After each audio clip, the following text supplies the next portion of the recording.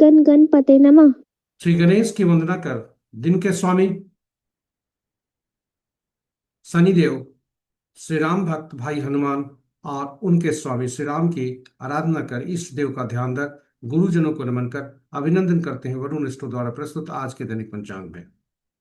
यह दैनिक पंचांग हम नित्य प्रस्तुत किया करते हैं और इसमें डेटा जो भी प्रयुक्त होता है दैनिक पंचांग से लिए जाते हैं, छवि तथा ध्वनि गूगल से ली जाती है और यह प्रस्तुति आप तक यूट्यूब के माध्यम से हम सफलपूर्वक आप तक पहुंचा पाने में समर्थ होते हैं।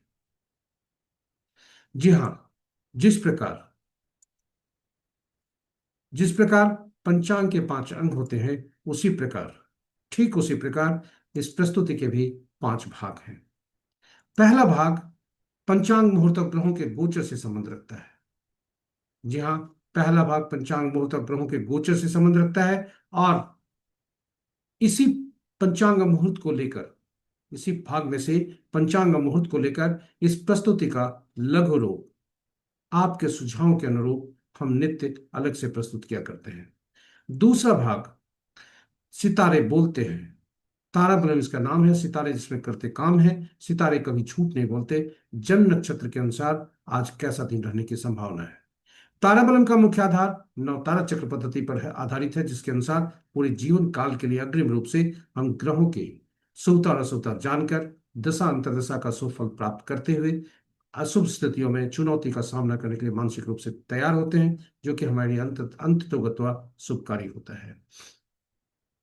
साथ ही साथ विभिन्न नक्षत्रों में जन्मे जातक हमारे लिए कितने शुभकारी होंगे यह भी हम अग्रिम रूप से जान सकते हैं।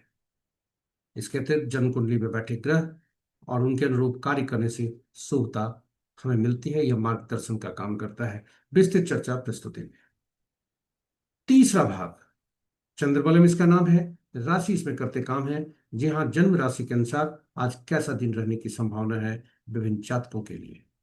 चौथा भाग मुहूर्त ज्योतिष चौघरिया, एक प्रकार का मुहूर्त ज्योतिष शुभ और अशुभ काल के शुभ और अशुभ काल दर्शाता है विभिन्न कार्यों को करने के लिए। विस्तृत चर्चा प्रस्तुति में पांचवा और अंतिम भाग जिस प्रकार जब हम जन्म लेते हैं जैसे ही हम अपना सांस लेना आरंभ करते हैं ईश्वर द्वारा प्रदत्त अंक जन्म तिथि के रूप में वह कार्य करना शुरू करता है। कुछ अंक नकारात्मक होते हैं, कुछ अंक सकारात्मक, कुछ अंक अनुपलब्ध होते हैं, कुछ अंक कई बार रिपीटेड होते हैं। ये सभी का शुभ और अशुभ प्रभाव, सकारात्मक और नकारात्मक प्रभाव पड़ता है हमारे दैनिक जीवन में। इसलिए आइए अंकों को पहचानने, अंकों को समझने, अंकों को सही ढंग से समझकर उसका सही उपयोग करके जीवन में शुभता लाने के लिए और तो ऐसे नकारात्मक अंक जो हमारे लिए परमानेंट रूप से नकारात्मक है उनसे दूर रखने के उद्देश्य से भी यह जानकारी हासिल करनी है। तो इसे यह विशेष प्रस्तुति है। उद्देश्य शैक्षणिक है और साथ ही साथ क्योंकि अंक कार्य करते हैं, जीवन भर कार्य करते रहते हैं। जिस तरह से सांस की प्रक्रिया चलती रहती है उसी तरह से ये अंक कार्य करते रहते हैं। ये अंक कभी धूमिल नहीं होते क्योंकि ईश्वर द्वारा प्रदत्त अंक हमारे जीवन काल के लिए वो कार्य करते हैं और इसलिए अंकों को पहचानना, जानना, समझना और उन्हें सही ढंग से उपयोग करना यही इस प्रस्तुति की विशेष प्राथमिकता है, उद्देश्य है। साथ ही साथ अंक बोलते भी हैं। किसी भी माह के विभिन्न तिथियों को जन्मे जातक के लिए आज के अंक क्या बोल रहे हैं यह भी इसी प्रस्तुति में। इस प्रकार पांचों भाग हम आपके लिए लाए हैं, उपयोगी बनाकर, इसी इसे महत्वपूर्ण बनाकर और आपके लिए ज्ञानवर्धक तथा रोचक बनाते हुए उपयोगी बनाकर। कहीं जाइएगा नहीं, हमारे साथ बने रहिएगा। और यदि इस प्रस्तुति को आप पहली बार देख रहे हैं तो हमारे चैनल को सब्सक्राइब करें, साथ ही साथ नोटिफिकेशन बटन को दबाना न भूलें ताकि हमारे हर प्रस्तुति की सूचना आपको मिल सके और आप उससे लाभान्वित हो सके। चलिए पंचांग की तरफ चलते हैं। पंचांग के 5 अंग होते हैं और ये पांचों अंग हमारे लिए काफी शुभकारी होते हैं। जी हाँ, ये तिथि लक्ष्मी प्रदान करने वाला, वार आयु में वृद्धि करने वाला, नक्षत्रों से पापों का नाश, योग रोगों को दूर करने में सहायक और करण कार्य सिद्धि देता है। इसलिए काफी उपयोगी होता है और अतएव पांचों अंगों को जगाने से ही हमें इस लाभ होता है और इसे जगाने की सबसे अच्छा उपाय इस श्लोक का स्मरण प्रतिदिन प्रातः है। जी हाँ, प्रातः प्रतिदिन स्मरण करने से हमें इसका लाभ होता है। तिथि च श्री कर्म प्रोक्तम वारम आयुष्वर्धनम नक्षत्रम हरते पापम योगम रोग निवारणम करणम कार्य सिद्धिम च पंचांग फल भुक्तम। इसका स्मरण करके पंचांग का श्रवण करना चाहिए। जी हाँ, स्मरण और श्रवण, क्योंकि पुराणों में लिखा है पंचांग का श्रवण करने से गंगा स्नान तुल्य लाभ होता है। और गंगा का तात्पर्य जलीय तत्वों, जलीय राशियों से है। जन्म कुंडली की जलीय राशियां सुप्रभावित होती हैं। हमारे शरीर के जलीय तत्व सुप्रभावित होते हैं, जलीय राशियां सुप्रभावित होती हैं, जलीय राशियों के में बैठे ग्रह और जलीय राशियों के स्वामी। इसलिए पंचांग का प्रतिदिन आइए स्मरण और श्रवण करें। साथ ही साथ पंचांग की उपयोगिता यहीं पर समाप्त नहीं होती। यह हमारी निर्णय क्षमता को सुदृढ़ करता है, आत्मबल बढ़ाता है। पंचांग प्रकृति और ब्रह्मांड की ऊर्जा के साथ संतुलन स्थापित करने में सहायक होता है, जिससे हम सबके जीवन में शांति, समृद्धि और सकारात्मकता का संचार होता है। अतः पंचांग का अनुसरण करके हम अपने जीवन को अधिक सफल और समृद्ध बना सकते हैं। तो चलिए आइए पंचांग की महत्ता, उपयोगिता, जीवन में भूमिका को समझते हुए आइए हम सब पंचांग का स्मरण, श्रवण और अनुसरण करें, अपने जीवन को सफल और समृद्ध बनाएं। साथ ही साथ साझा करें प्रस्तुति को अपने मित्रों, परिजन, शुभेच्छुओं के संग, ताकि वे भी पंचांग का स्मरण, श्रवण और अनुसरण करके अपने जीवन में शुभता ला सके और उनके इस प्रयास में हम सब एक माध्यम बनकर पुण्य के भागी बने। तो चलिए चलते हैं पंचांग की तरफ। जी हाँ, पंचांग की तरफ, और पंचांग पूरे जो प्रस्तुति है उसके तरफ चलते हैं। जाने के क्रम में मन ही मन श्री राम की स्तुति करते चलते हैं, श्री राम का नाम उच्चारण करते हुए चलते हैं। जहां श्री राम होते हैं वहीं भाई हनुमान भी होते हैं। तो चलिए चलते हैं। जय श्री राम। जय भाई हनुमान। स्वागत है आपका प्रस्तुति के पहले भाग में। आज का दिनांक 25 अप्रैल 2026, माह वैशाख, पक्ष शुक्ल, शाका संवत 1948 पाला भाव, विक्रम संवत 2083 सिद्धार्थी, कलयुग का 5127वां वर्ष। और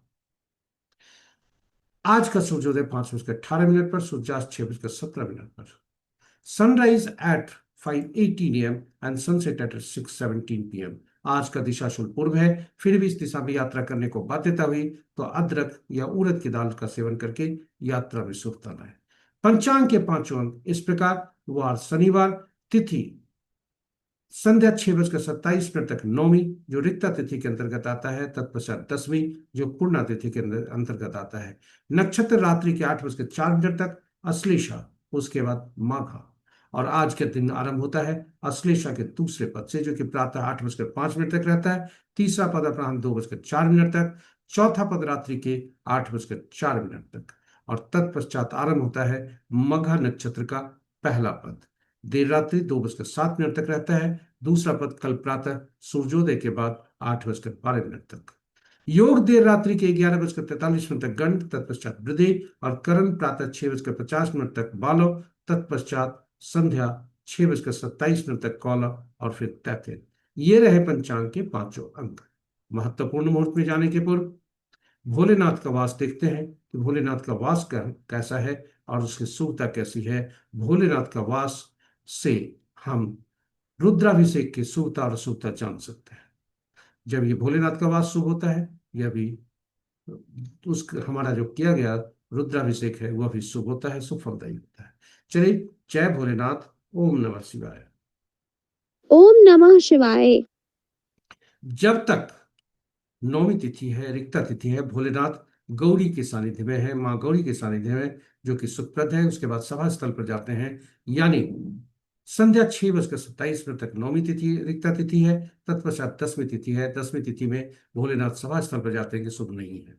अतएव आज के दिन संध्या के तक, जब तक नौमी तिथि है, रुद्राभिषेक के लिए उपयुक्त है। जय भोलेनाथ, ओम नमः शिवाय। ओम नमः शिवाय। महत्वपूर्ण मुहूर्त की तरफ चलते हैं। शुभ और अशुभ मुहूर्त। जी हाँ, गीता की यह पंक्ति, मनुष्य का अधिकार केवल कर्म पर है, फल पर नहीं। यानी कर्म हमारे हाथ में है, परिणाम हमारे हाथ में नहीं है। इसलिए जिम्मेदारी के साथ कर्म करने के लिए सबसे अनुकूल मुहूर्त का चुनाव करना ही हमारी पहली सफलता है। तो चलिए आइए जिम्मेदारी के साथ कर्म करते हुए अनुकूल मुहूर्त का चुनाव करके हम सफलता की पहली सीढ़ी पर चढ़ने का प्रयास करते हैं। आज का महत्वपूर्ण मुहूर्त के शुभ मुहूर्त में अभिजीत मुहूर्त दिन के 11:22 से 12:14 दिन तक, अमृतकाल संध्या के 6:29 से 8:04 रात्रि तक, रवि जो प्रातः 5:18 से 5:17 तक प्रातः तक, विजय मुहूर्त अपराह्न 1:57 से 2:49 अपराह्न तक, गोधूली बेला संध्या 6:16 से 6:38 संध्या तक, और निश्चित मुहूर्त देर रात्रि 11:25 से मध्य रात्रि 0:09 तक। रात्रि में की जाने वाली पूजा पाठ जब तक साधना तंत्र मंत्र आदि के लिए निश्चित मुहूर्त श्रेष्ठ हुआ करते हैं। और अशुभ मुहूर्त में सबसे प्रभावी राहु काल प्रातः 8:33 से 8:33 से 10:10 दिन तक है। गुलिक काल प्रातः 5:18 से 6:55 प्रातः तक, यमगंड अपरांत 1:25 से 3:02 अपरांत तक, और वर्ज मुहूर्त प्रातः 8:57 से दिन के 10:32 तक। भद्राज नहीं है, गंडमूल प्रातः 5:18 से 8:27 तक है।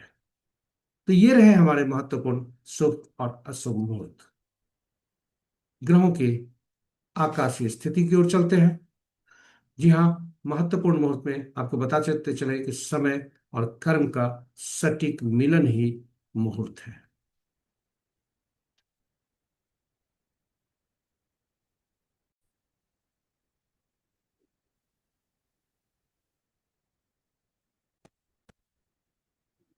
ग्रहों की आकाशीय स्थिति जो कि स्थानीय समय पटना के 5 बजे प्रातः का है, सभी ग्रह मजबूत अवस्था में है।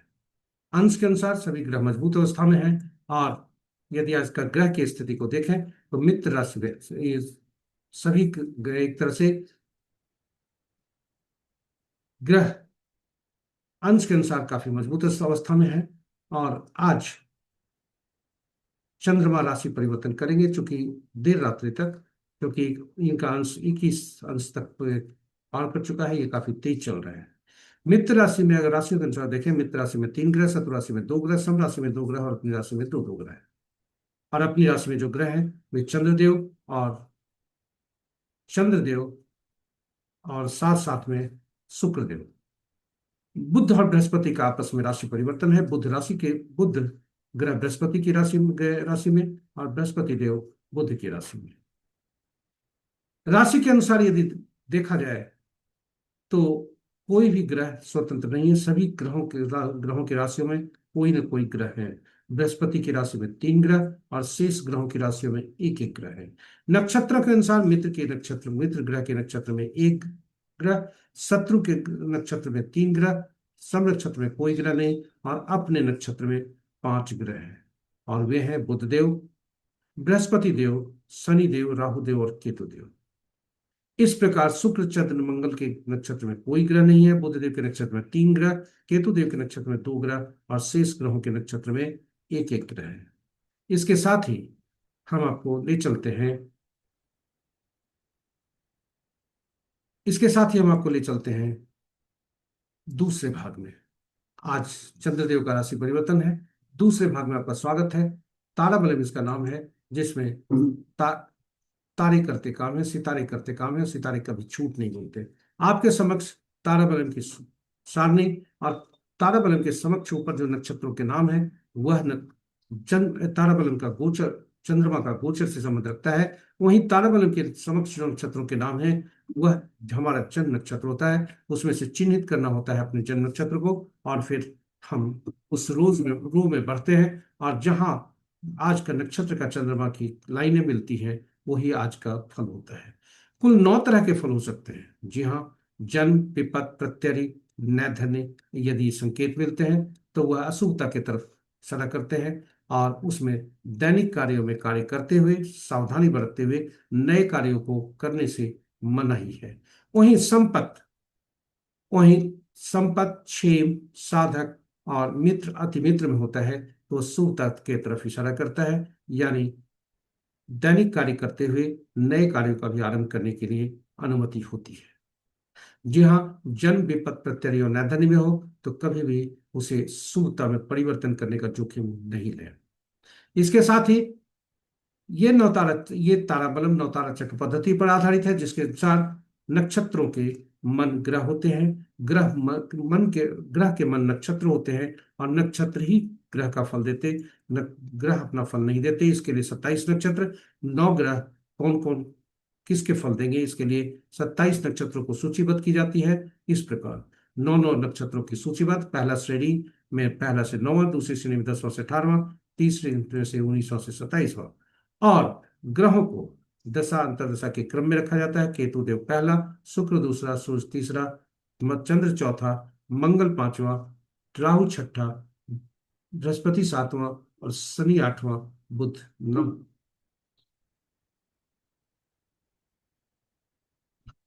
इस प्रकार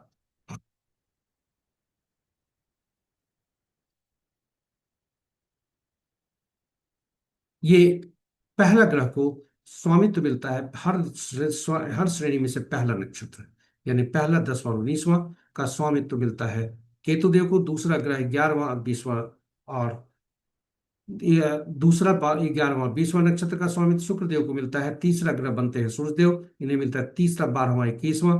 और इस तरह से बुध की तरफ हम चलते हैं घड़ी की सुई की दिशा में, और 9, 18वां, 27वां नक्षत्र का स्वामित्व बुध देव को मिलता है। यह सारणी इस प्रकार होती है।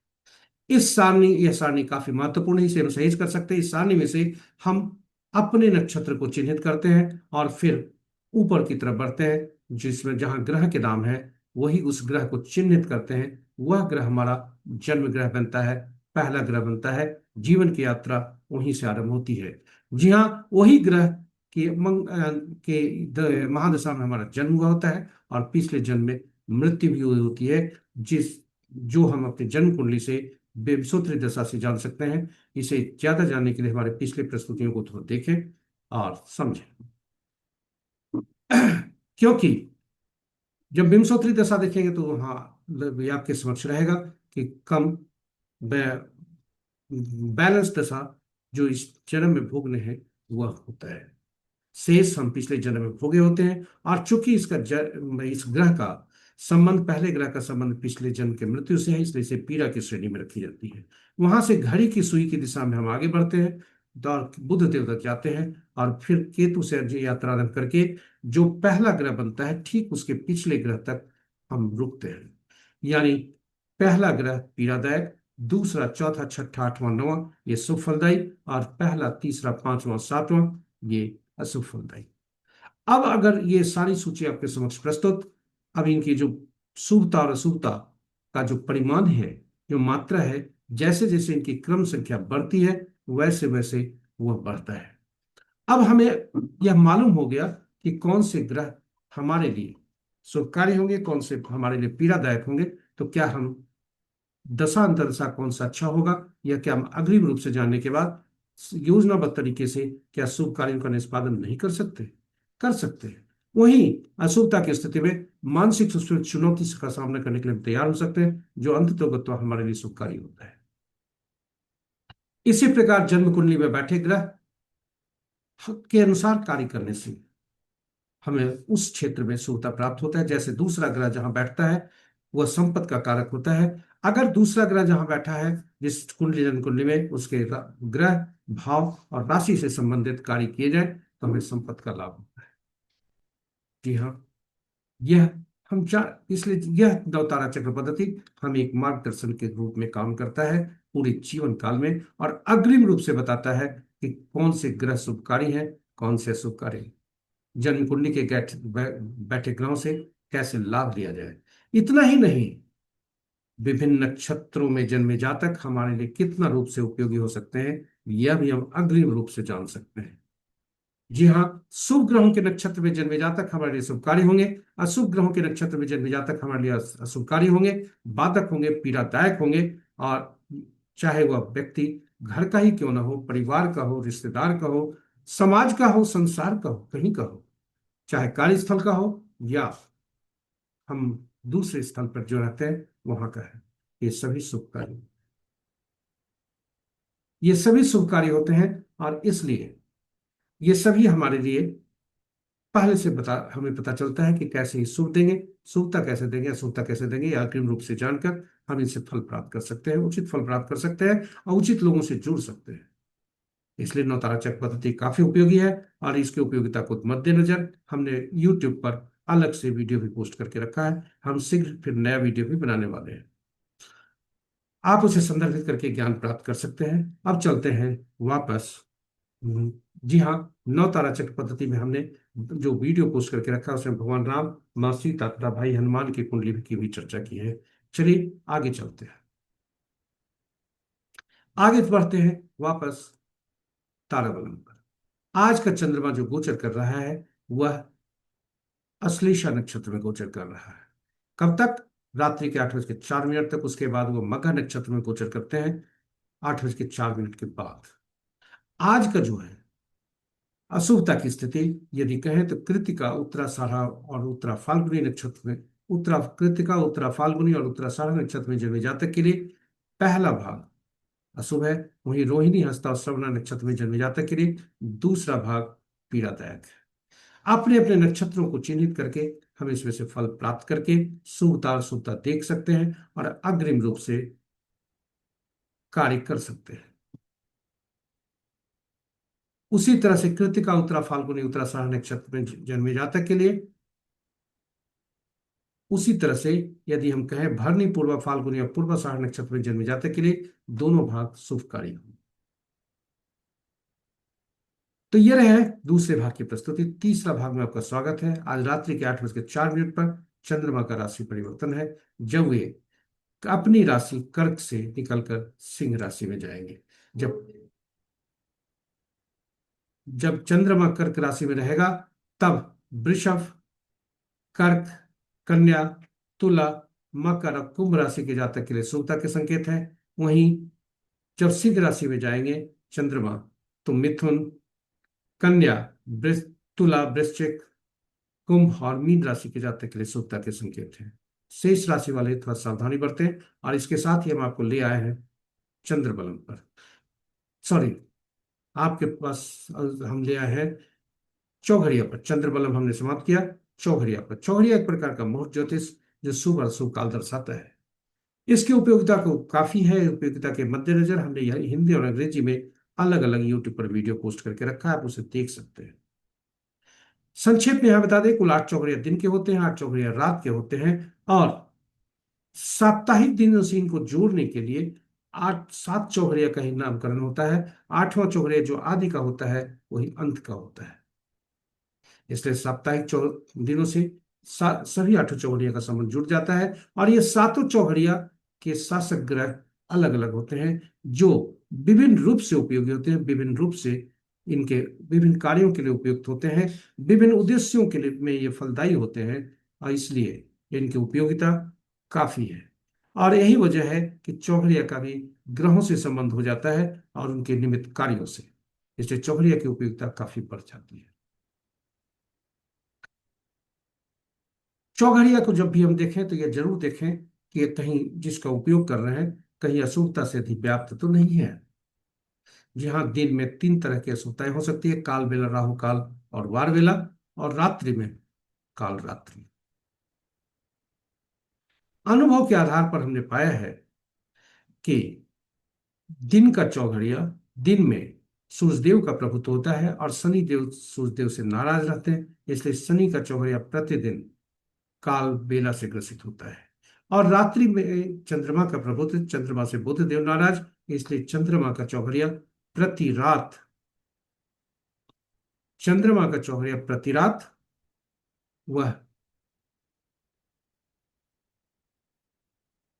सॉरी, चंद्रमा का में रात्रि में चंद्रमा का प्रभुत्व और बुध देव उनसे नाराज, इसलिए बुध का चौघड़िया प्रति रात काल रात्रि से ग्रसित होता है। इस प्रकार शुभता और अशुभता के बारे में हम जान सकते हैं, और 2 ग्रहों के बारे में हमने देखा 2 चौघड़िया कैसे अशुभ होते हैं। शनि का चौघड़िया काल बेला से जरूर ग्रसित होता है। शनिदेव कर्म के देवता है, लेकिन इसलिए धनोपार्जन हेतु की जाने वाली गतिविधियों के लिए यह लाभदायक है। और उसी तरह से बुध का चौघड़िया, यह मंगल का चौघड़िया, क्रूर, मंगल क्रूर और अनिष्टकारिक है, कोई भी शुभ कार्य नहीं करना चाहिए, लेकिन शत्रुहंता के लिए काफी उपयोगी है। और विभिन्न वर्ग के लोगों को, जैसे विद्यार्थी हो, नौकरी पेशा वाले हो, व्यवसाय वाले हो, सभी के लिए अलग अलग शत्रु की परिभाषा हो सकती है।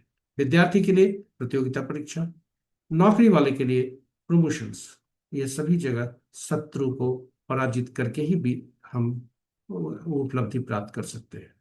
उसी तरह से यदि हम अपने शरीर को देखें तो रोग, जी हाँ, रोग को भी मंगल देव ही हरते हैं, शत्रुहंता वही होते हैं।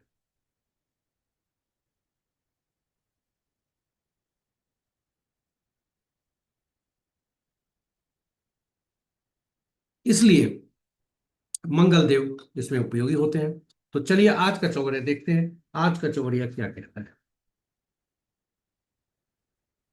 आज का चौगड़िया आपके समक्ष प्रस्तुत, आज शनिवार है। जी हाँ, शनि का चौघड़िया से दिन आरंभ है, शनि का चौघड़िया से दिन समाप्त है। और रात्रि बुध के चौघड़िया से दिन आरंभ है, बुध का चौघड़िया से दिन समाप्त, रात्रि समाप्ति है। इसलिए काल चौघड़िया 2 बार काल बेला से ग्रसित हो गए। क्योंकि ये काल चौघड़िया हमेशा अब अपनी अशुभता से अतिव्याप्त रहता है। लाभ चौघड़िया आल आदि का भी है, अंत का भी है, इसलिए दो रात्रि के 2 चौघड़िया अशुभता से अतिव्याप्त हो गए। और बीच के रोग चौघड़िया 8:33 से 10:10 तक राहु काल से, लाभ चौघड़िया दिन का 1:25 से 3:02 अपराह्न तक वो वार वेला से ग्रसित है। इस प्रकार आज का जो है चौघड़िया की सबसे ज्यादा अशुभता रहती है। इसके साथ ही हम आपको 5वें भाग में ले आए, पांचवा और अंतिम भाग। जी हाँ, अंकों के अंक दुनिया में। जब हम जन्म लेते हैं, सांस लेते हैं, लेना आरंभ करते हैं, उसी समय ईश्वर हमें जन्म तिथि के रूप में अंक उपहार में देते हैं। और यह अंक काफी उपयोगी होते हैं, कभी ये बदले नहीं जा सकते, ये चिर होते हैं, स्थायी होते हैं। और आपको आश्चर्य होगा जानकर, ये अंक 1 से 9 तक ही होते हैं, जन्म तिथि के रूप में होते हैं। 1 से 9 तक अंक होते हैं और 10वां अंक नहीं होता, शून्य को गणना में नहीं ली जाती। और जब भी 2 अंकों या 2 से ज्यादा अंकों का समूह होता है तो उसमें प्रयुक्त के सभी अंकों को जोड़कर एकल अंक में परिवर्तित कर लिया जाता है। एकल अंक वही काम आता है। तो तिथि, सॉरी, ये अंक 1 से 9 तक। और 5वां अंक बहुत महत्वपूर्ण होता है, जो कि संतुलित करता है अपने के पूर्व पूर्व आने वाले अंकों को, बाद में आने वाले अंकों को, इसलिए काफी महत्वपूर्ण होता है। जी हाँ, जिसके भी जन्म तिथि में 5 होते हैं वह बहुत ही ईश्वर द्वारा प्रदत्त एक तरह का वरदान होता है, क्योंकि यह संतुलित अंक होता है। अब आगे देखते हैं। जब हम जन्म लेते हैं तो ईश्वर, ये अंक जो होते हैं 1 से 9 तक, 1 से 9 तक अंक, जी हाँ, और ये शासित होते हैं विभिन्न ग्रहों से। 1 सूर्य, 2 चंद्रमा, 3 बृहस्पति, 4 राहु, 5 बुध, छठा शुक्र, 7वां केतु, 8वां शनि, 9वां मंगल। और इन सभी ग्रहों के जो गुण, तत्व और ऊर्जा होती है इन अंकों में समाहित होती है, और इसलिए इन अंकों को विशेष नाम से पुकारा जाता है। दूसरा, जब हम जन्म लेते हैं तो जन्म तिथि के रूप में ईश्वर हमें उपहार में देते हैं। और ये उपहार जन्म तिथि के रूप में होता है, जिसमें तिथि, माह और वर्ष होते हैं। तिथि और माह 1 अंक का भी हो सकता है, 2 अंकों का भी हो सकता है, वहीं वर्ष 4 अंकों का। तिथि हम खुद होते हैं, यह हमारा आंतरिक व्यक्तित्व दर्शाता है, इसलिए इसे मूलांक बोलते हैं, बोलचाल की भाषा में ड्राइवर बोलते हैं। वही तिथि, माह और वर्ष हमारा भाग्यांक बताता है, यह हमारे कर्मों को बताता है, इसलिए इसे बोलचाल की भाषा में कंडक्टर कहते हैं। ड्राइवर और कंडक्टर का संतुलित रहना बहुत आवश्यक, नितांत आवश्यक है पूरे जीवन काल के लिए। आपस में शत्रुवत नहीं हो, और कोई भी शत्रु अंक इनके ड्राइवर और कंडक्टर के हम नहीं लाए। हमने एक जन्म तिथि गूगल से लिया है, जिनका जन्म तिथि आज है, और उद्देश्य शैक्षणिक है। आप देखें, 25/4/1987 जन्म तिथि हमें लिया है, जिसमें मूलांक 7 बनता है, भाग्यांक 9 बनता है। तिथि हमने कहा हमारा आंतरिक व्यक्तित्व जो होता है, वही तिथि और माह मिलकर एटीट्यूड नंबर और अचीवमेंट नंबर बनाते हैं, जो कि बाहरी व्यक्तित्व होता है। ईश्वर द्वारा प्रदत्त एक लॉटरी अंक भी है, जो वर्ष से निकलता है, वर्ष के अंकों से, उसमें उनके अंकों को जोड़कर एकल अंक में परिवर्तित करके लिए पुरुष से 11, पुरुष के लिए 11 उसमें घटाते हैं, और महिला के लिए 4 उसमें जोड़ते हैं। तो इस जातक का यदि देखें तो मूलांक 7, भाग्यांक 9, एंजल नंबर 4, एटीट्यूड नंबर 2। और जन्म तिथि में जब भी कहीं भी तिथि माह या गणना में 11 22 33 आते हो तो मास्टर नंबर कहलाता है, जो कि पिछले जन्म से उसका रिश्ता होता है, उनके आत्मा से संबंध होता है, जो कि अधूरे कार्य इस जन्म में करने होते हैं। वहीं 13 14 16 19 जो होता है वह कार्मिक ऋण होता है, हमारे कर्मों का ऋण होता है, जो हमने गलतियां की है, और ऋण जो पिछले जन्म का हम लेकर इस जन्म में आए हैं वह भी हमें चुकता करना है। जी हाँ, 13 14 16 19। अब इन अंकों को यदि देखा जाए तो अब इसमें से ऐसे अंक भी हो सकते हैं जो कि अनुपलब्ध अंक हैं, कुछ अंक अनुपलब्ध भी हो सकते हैं, यानी उस अंक के तत्व गुण और ऊर्जा की कमी हमें हमेशा रहेगी। या कोई अंक ऐसा भी हो सकता है जो 3 बार या 3 से ज्यादा बार प्रयुक्त हुआ है, तो वैसी स्थिति में वह अशुभता देता है, उसका नकारात्मक प्रभाव पड़ता है, उस तत्व गुण और ऊर्जा की अधिकता हमें नुकसानदायक करती है। कुछ अंक ऐसे होते हैं जो एक ही बार प्रयोग होते हैं। आइए इन सभी अंकों को जानें, ताकि अगर यदि ड्राइवर और कंडक्टर शत्रुवत है तो इन्हें संतुलित कर सके। दैनिक जीवन में हम ड्राइवर और कंडक्टर, बस के ड्राइवर और कंडक्टर अगर शत्रुवत हो जाए तो बस का चलना मुश्किल होता है। ठीक उसी प्रकार हमारे जीवन में भी अगर ड्राइवर और कंडक्टर शत्रुवत हो गए तो जीवन स्ट्रगल भरा होता है। इसलिए संतुलित करना होता है इन अंकों को, ऐसे अंक से जो दोनों के मित्र हों। दूसरी स्थिति बन सकती है कि ड्राइवर और कंडक्टर शत्रुवत नहीं है, लेकिन हम ऐसे अंक जो भविष्य में ले आए जो कि शत्रुवत है, फिर वो परेशानी वहां से शुरू होती है, बाधाएं वहां से शुरू होती है। तो आइए अंकों को जानने पहचानने और समझने के क्रम में इस लोसो ग्रिड को देखें, जिसके अनुसार हमने जन्म तिथि को रखा है, जिसके अनुसार हमने जन्म तिथि को यहां रखा है, यह आपके लिए उपयोगी हो। अब आप यहां देखें, ये जो अंक है,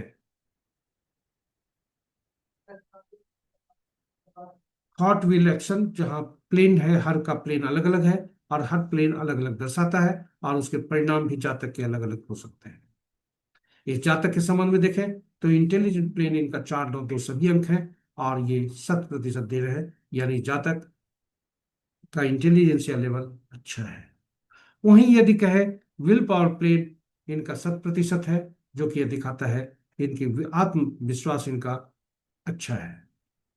भविष्यवाणी नहीं कर रहे, केवल शैक्षणिक उद्देश्य से। इस प्रकार हम अंकों के परिणाम जान सकते हैं। यहाँ त्रुटि हुई है कि ये अंक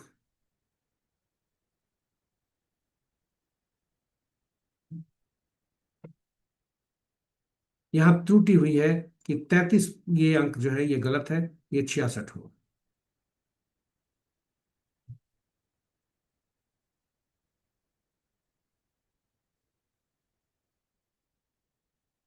ये 66 होगा, क्योंकि यहाँ त्रुटि हुई है, उसके लिए हम क्षमा प्रार्थी हैं।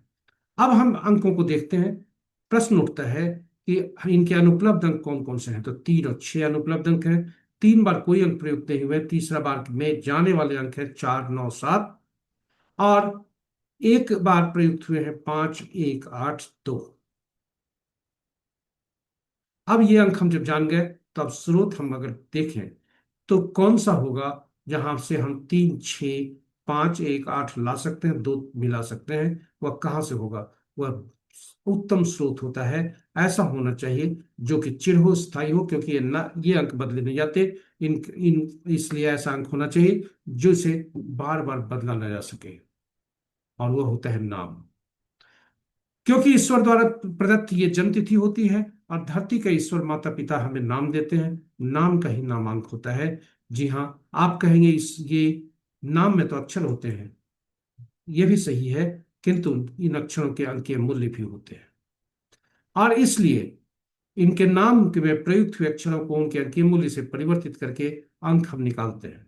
यहाँ आपको बता दें, नाम का जो पहला अक्षर होता है, पहला शब्द होता है, वह काफी उपयोगी होता है, काफी ऊर्जावान होता है, और उसमें भी पहला अक्षर ज्यादा ऊर्जावान होता है। इसलिए नाम का पहला अक्षर भी और नामांक कम से कम पहला तो ये होना चाहिए कि ये मूलांक और भाग्यांक का शत्रु नहीं हो, और ऐसा अंक हो जो दोनों का मित्र हो। तो पहला शत्रु नहीं हो, दूसरा कम से कम मित्र हो, तटस्थ हो। यदि शत्रुवत नहीं हो, और यदि ड्राइवर और कंडक्टर शत्रुवत हैं, फिर नाम भी एक सहारा है, दूसरा कोई अंक, सभी बेसहारा है। तो चलिए अंकों को जानते हैं, दुश्मन अंकों को। इसके लिए सबसे पहले आपको बता दें, यह जो हमने लिया है अरिजीत सिंह का है, जो कि एक गायक है। इनकी जन्मतिथि आज है। यहाँ आपको यह भी बता दें कि वॉवेल और कॉन्सोनेंट भी महत्वपूर्ण भूमिका अदा करते हैं। वॉवेल का अंक ज्यादा होना चाहिए, कॉन्सोनेंट का अंक कम होना चाहिए। यहाँ जातक का वॉवेल ज्यादा है, कॉन्सोनेंट कम है, जो कि ठीक नहीं है। इसके साथ ही शत्रु अंक को देखते हैं। 1 के 8, 2 के 4 6 8 9, 3 के 6, 4 के 8 9 4 2, 5 के कोई नहीं, 6 के 3 9, 7 के 7 9 3, 8 के 1 2 9 4 8, 9 के 6 4 2 8 9। अब यदि हम इन अंकों को देखा जाए, इनके नामांक को भी देखा जाए, मूलांक और भाग्यांक को देखा जाए, तो आप देखें मूलांक इनका 7 बनता है, भाग्यांक 9 बनता है। 9 के 7 शत्रु नहीं है, लेकिन 7 के 7 9 शत्रु है।